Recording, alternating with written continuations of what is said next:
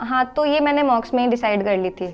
तो मॉक्स जब मैं दे रही हूँ तो मॉक्स तो बहुत बुरे बुरे भी गए हैं, क्योंकि स्ट्रेटजीज बना रही हूँ तो बुरा भी जाएगा। तो मैं जो फाइनल मेरा मॉक अच्छा गया उसको मैंने एनालिसिस किया, जब वहाँ पे मेरे प्लस पॉइंट्स थे उसको मैंने और प्लस किया, तो मैंने ये पाया कि ये क्वेश्चंस हैं। अब मेंस में क्या है, ऐसे जो घोड़े के दोनों तरफ लगे होते हैं ना कि वो इधर उधर नहीं देखेगा, बहुत टेम्प्ट करते हैं क्वेश्चन कि कर लो, बट अगर आप फंस गए तो आप फंस गए, टाइम तो चलता रहेगा। ठीक है, तो मैं ऐसे ही थी कि मुझे ये वाले क्वेश्चन अटेम्प्ट करने हैं, स्किप, ये वाला करना है, स्किप, ऐसे करके। तो मैंने यही सारे में फॉलो किया। इंग्लिश में मैंने बना लिया था, रीजनिंग, मैथ्स और करंट अफेयर्स तो बिल्कुल ऐसे आते हैं कि अनसर्टेन होता है, कुछ भी नहीं डिसाइड कर सकते। तो सबसे पहले मेरा नाम सुरभि सिंह है, मैं जयपुर राजस्थान से ही हूँ। मेरी स्कूलिंग और कॉलेज मैंने जयपुर से ही किया है। स्कूलिंग मैंने डीपीएस से किया है एंड कॉलेज मैंने महारानी कॉलेज से किया है, जयपुर में काफ़ी फेमस है। इसके अलावा मैंने मास्टर्स भी कर रखा है इकोनॉमिक्स में। आपने ग्रेजुएशन भी इकोनॉमिक्स में किया? Yes sir. ठीक है, उसके बाद आपने बैंकिंग का ही क्यों चूज़ किया? कुछ और ऑप्शंस भी होंगे आपके पास, लेकिन बैंकिंग ही क्यों? जी सर, तो ग्रेजुएशन में मैंने कैट करने का सोचा था बिकॉज मुझे फाइनेंस में काफ़ी थोड़ा इंटरेस्ट था।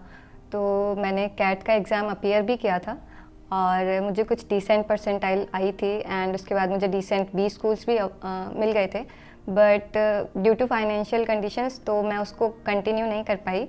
बट दैन फिर सोचा कि मेहनत वेस्ट हो गई है, सब कुछ ऐसा लग रहा था, बट फिर ध्यान आया कि चलो कुछ और भी तो कर सकते हैं जो अफोर्डेबल हो।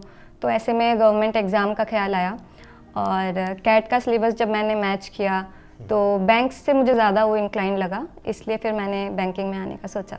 नाइस, कैट से सीधा बैंकिंग। Yes sir. काफ़ी बड़ा जंप। हाँ, बैंक फाइनेंस करना है, अब चाहे गवर्नमेंट सेक्टर में करो या प्राइवेट सेक्टर में, बात तो एक ही है।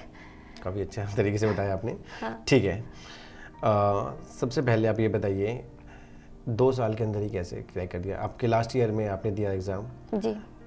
कहाँ कमी आ गई थी वहाँ पे, आपको क्या लगता है? हाँ, तो लास्ट ईयर में मैं इंटरव्यू में रह गई थी, तो मुझे ऐसा लगा कि कहीं ना कहीं हम लोग जब घर पे लाइब्रेरी में बैठे बैठे पढ़ते रहते हैं तो हम लोगों को थोड़ा सा इंटरेक्शन हमारा कम हो जाता है, उतना इंटरेक्ट नहीं कर पाते हैं लोगों से। तो मुझे लगा कहीं ना कहीं वो कमी रह गई थी और थ्योरेटिकल मैंने इंटरव्यू का सब कर लिया था, बट प्रैक्टिकल पर्सपेक्टिव को मैं थोड़ा भूल गई थी और मैंने इग्नोर भी कर दिया था, जिसका मुझे 1 साल रिपीट करना पड़ा। और फिर मैंने इस अटेम्प्ट में वो गलती नहीं की, मैंने कुछ ऑफलाइन मॉक्स दिए थे, कुछ 7 to 8 एंड फिर क्लियर हो गया। बट फर्स्ट अटेम्प्ट में भी आपका मेंस तक क्लियर हो चुका था? जी सर। वो भी बहुत बड़ी बात है एक्चुअली, किसी का फर्स्ट अटेम्प्ट में होना बहुत बड़ी बात है। जी सर। क्या क्या स्ट्रेटजी रही थी, अगर हम एक एक करके पूछेंगे? सबसे पहले सुरभि आप बताइए, प्रीलिम्स में आपने इंग्लिश के लिए कैसे सोचा, क्या क्या तैयारियाँ की? आपके फर्स्ट अटेम्प्ट में भी आपका प्री क्लियर हो गया था, सेकंड में भी हो गया, तो ऐसी क्या स्ट्रेटजी थी आपकी प्रीलिम्स में इंग्लिश के लिए? तो सर इंग्लिश तो वैसे देखा जाए मैंने जो कैट की प्रिपरेशन की थी वो कहीं ना कहीं बैक ऑफ द माइंड तो थी, तो इंग्लिश के लिए मैंने ज़्यादा कुछ नहीं किया, बस 1-2 चीज़ें। सबसे पहले तो मैंने सिलेबस देख लिया, किसी भी सेक्शन की मैं बात करूं तो मैंने सबसे पहले सिलेबस देखा, प्रीवियस ईयर क्वेश्चंस देखे, तो उससे थोड़ा आइडिया लग गया था कि क्या कहाँ पे जाना है, क्या करना है एक्चुअल में।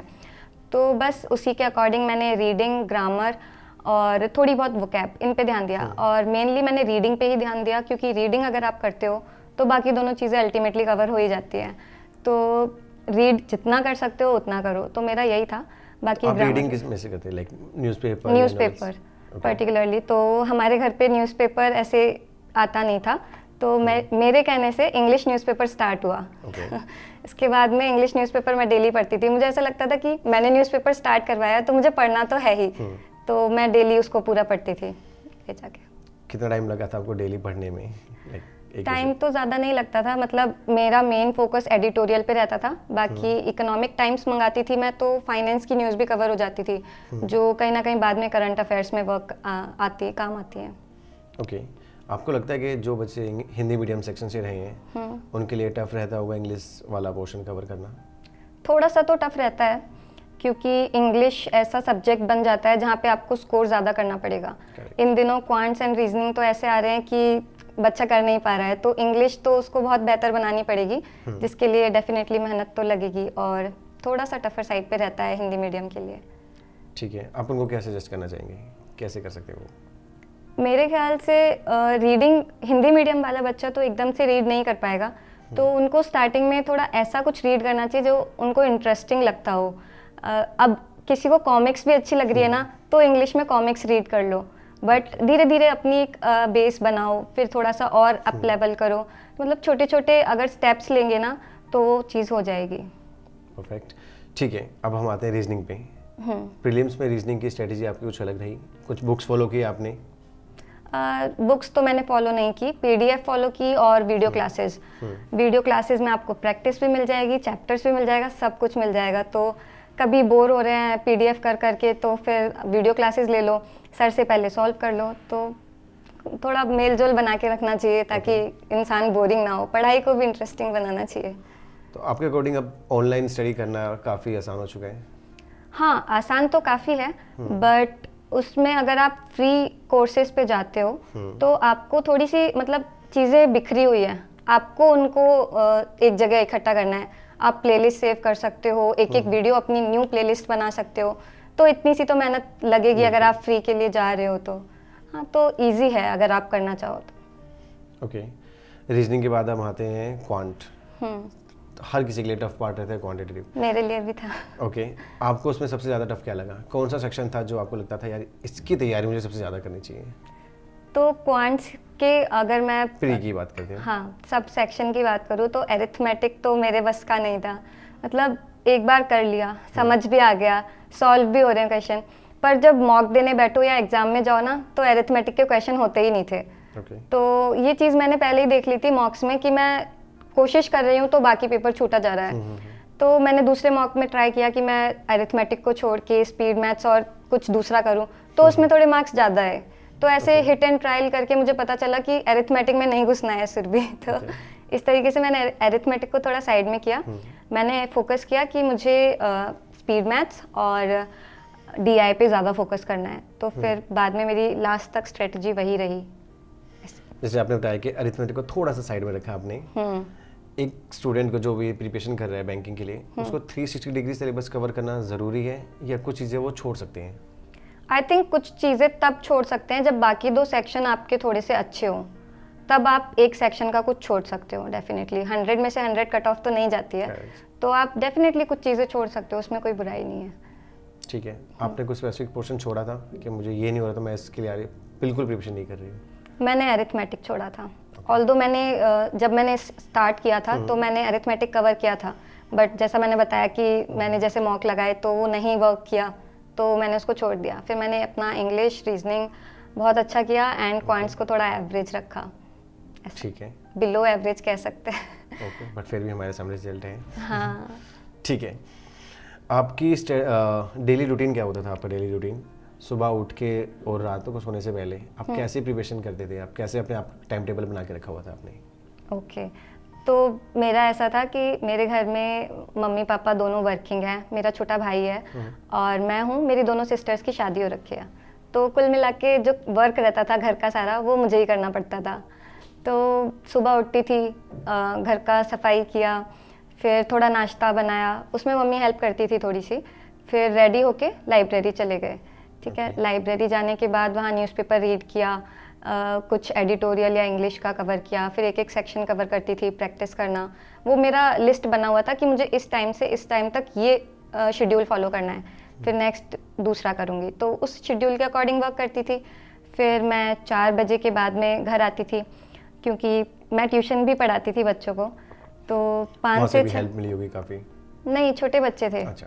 बस हाँ, तो थोड़ा सा पढ़ा लेती थी ऐसे ही, खुद का भी मूड फ्रेश हो जाता है, तो बच्चों को पढ़ाती थी 5 से 6। उसके बाद में मेरा घर आने के बाद कोई पढ़ाई नहीं हो पाती थी, तो जितना भी मैं पढ़ रही हूँ लाइब्रेरी में ही पढ़ रही हूँ। ये प्रीलिम्स का था एंड मेंस में मैं 4 बजे उठा करती थी ताकि टाइम बढ़ाया जा सके। बच्चों को भी मैंने 6 to 7 डिले कर दिया। तो ऐसे कर करके थोड़ा थोड़ा निकाला टाइम जैसे तैसे। आपने मेंस की तैयारी प्री के साथ में स्टार्ट कर दी थी शुरू से ही, या प्री क्लियर करने के बाद आपने कहा कि हाँ अब मैं मेंस की स्टार्ट करती हूँ? क्या रहा आपकी स्ट्रेटजी? इनिशियली जब मैंने स्टार्ट किया था, जब कोर्स कंप्लीट करने वाला फेज होता है, तब मैंने प्रीलिम्स मतलब दोनों साथ में लिए थे। ऐसा नहीं है कि मैं एक टॉपिक पढ़ रही हूँ तो सिर्फ प्रीलिम्स का पढ़ रही हूँ, नहीं, मैंने उसके एडवांस क्वेश्चन भी सेम टाइम लगा लिए ताकि एक बार थोड़ा रफ आइडिया रहे कि हाँ कैसा क्या हो रहा है। उसके बाद में जब मेरा प्रीलिम्स कोई पहले क्लियर हुआ तो मैंने उसकी मेंस की मतलब एक रिजल्ट डे होता है, मतलब एग्ज़ाम डे होता है ना, तो एग्ज़ाम डे पे ही आप आते यूट्यूब चला लेते हो कि क्या कैसा रहा, बच्चे क्या कह रहे हैं, उनके क्या अटेम्प्ट्स हैं, तो उससे आपको फेयर आइडिया मिल जाता है कि आप कौन सी सिचुएशन पे हो। अगर डाइसी सिचुएशन पे भी हैं तो भी मेंस का नेक्स्ट डे से प्रिपेयर कर लो, क्योंकि मेंस की स्टडी कभी खराब नहीं जाएगी। नेक्स्ट टाइम आपका प्री निकलेगा तो उसमें काम आ जाएगी। तो मैंने यही किया था, सभी टीचर सजेस्ट कर रहे थे तो मैंने वही फॉलो किया था। मैंने कहा चलो मेंस की तैयारी करते हैं। तो मुझे याद है मैंने IBPS क्लर्क दिया था सबसे पहले, तो IBPS क्लर्क के प्रीलिम्स के बाद मैंने मेंस की तैयारी स्टार्ट कर दी थी, बट मेरा प्रीलिम्स क्लियर नहीं हुआ था लास्ट 2022 अटेम्प्ट में। तो मैंने कहा ठीक है कोई बात नहीं, बट IBPS PO दिया। कहीं ना कहीं जब मेंस का पढ़ते हो तो PO के प्रीलिम्स काफ़ी इजी लगने लग जाते हैं, तो बस मेरे साथ वही हुआ था। प्रीलिम्स मेरा इजीली क्रैक हो गया, मेंस दिया, मेंस में तो इतनी कट ऑफ जाती नहीं है, बस जितना जाता है उतना कर लो, तो उतना कर लिया फिर हो गया।